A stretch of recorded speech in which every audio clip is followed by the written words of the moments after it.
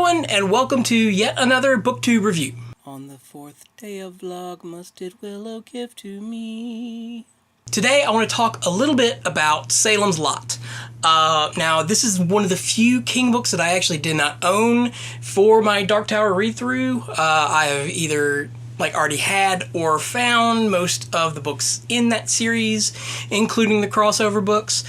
Salem's Lot is one of the few that I had yet to read, which is weird because I'm a huge fan of vampire fiction.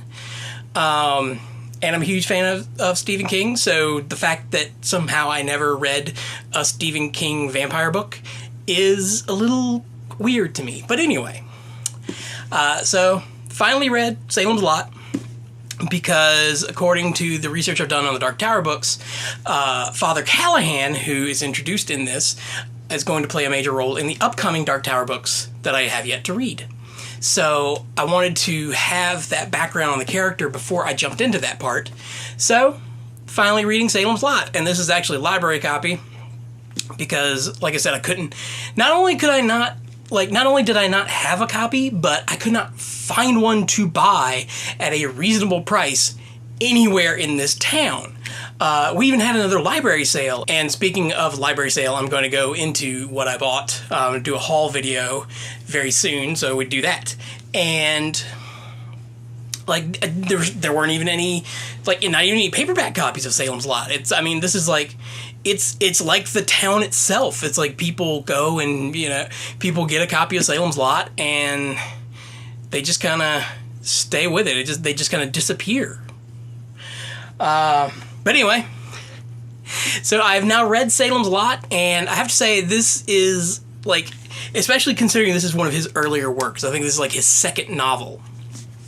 This is such a great read, and I'll tell you why. Because so many vampire novels have been done, and they try their best to stay away from the Dracula formula.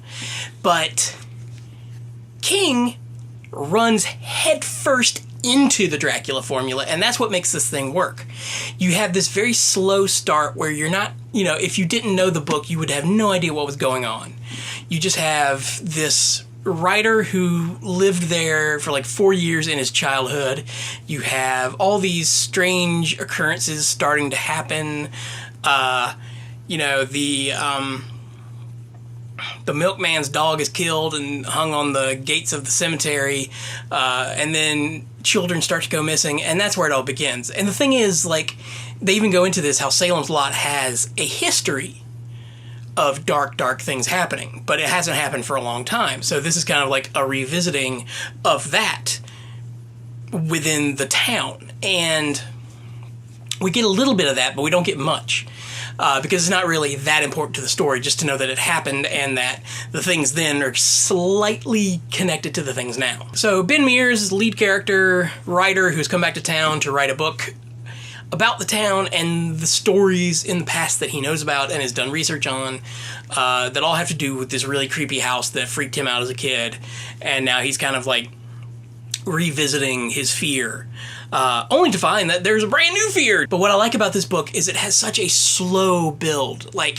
It's not like a lot of modern vampire fiction where you just jump right into the vampires.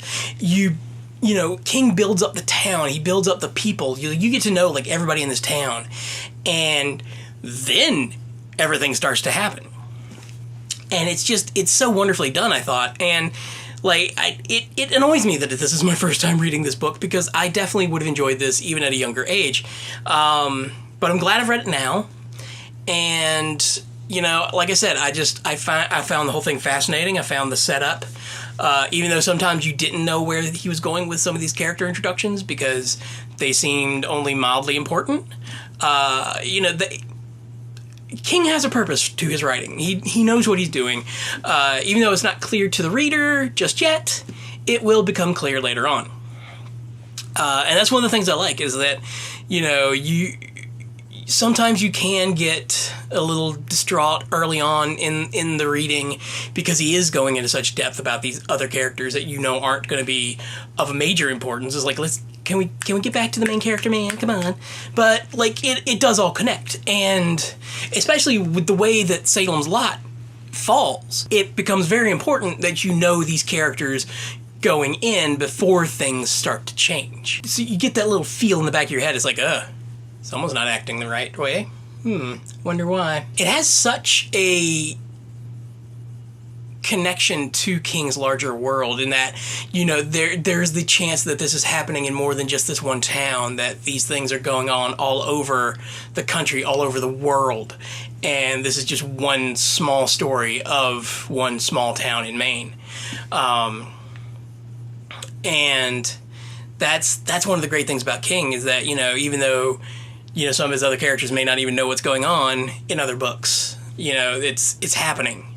There are things happening all over the world that individual characters in individual books aren't necessarily going to know about, but it does add to what they themselves are actually going through, even if they don't know. And I can't wait to see what King does with Father Callahan in the Dark Tower books, because he is such a powerful character, and they hint at that. This is like, you know, this was his first test against a dark power, and he faltered, but, you know, I get the feeling that he may get at least a mild redemption in the Dark Tower books, because he still has that access to that power, and something tells me that it's going to come into play. So, I guess we'll have to see. So that is yet another book down in my Dark Tower read-through for this year. I still have quite a bit of ways to go, especially with all the connected books and short stories, which I now have a lot more of those books to add. But I'm actually going to take a small break from my Dark Tower read-through. In fact, I'm on a break right now. I'm reading a couple things that are going to wind up in my little free library, just to start kind of getting them out of the way. I'm kind of running out of room in the house with all the library sales and all the dime grabs that I've gotten for the little free library, because I want to read them first. I want to read them before they go in there, so I can put up reviews, and that way, you know, if people look at the little free library site that I have set up through Library Thing, like the list of books that I've had in there, they can go and review some of these books before they go check them out, if they're still in there. I'm actually looking for a way to kind of make that more accessible to the people in the neighborhood, and if anybody knows of anything like a website, aggregate site that allows you to post reviews and keep track of little free library books, if you could please send that my way, I would greatly appreciate it. But anyway, that's going to be it for me today. As always, I hope you're all well, and I will see you next week.